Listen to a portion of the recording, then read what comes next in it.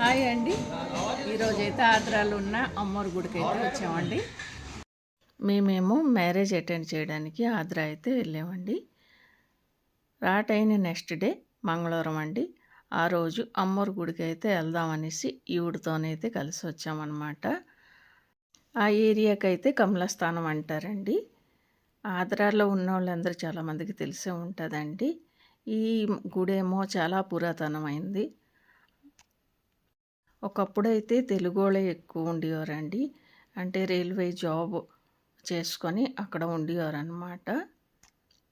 ఇప్పుడు అందరూ రిటైర్లు అయిపోయి ఎవరి ఊరికి వాళ్ళైతే వెళ్ళిపోతున్నారు.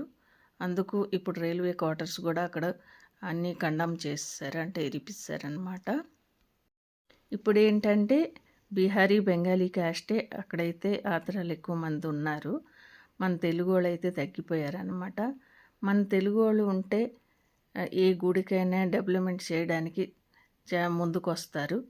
కానీ తక్కిన క్యాస్ట్ ముందుకు రారనమాట. ఎలాగ గుడి ఉంది ఆ విధంగా ఉన్నదన్నమాట. అలానే ఈ గుడి కూడా ఎక్కువ డెవలప్మెంట్ చేయలేదు. అలానే అమ్మవారి గుడిలో కాళీమాయి, దుర్గామాయి, శీతలమాయి గుడులు అయితే 4 వైపులు ఉన్నాయండి.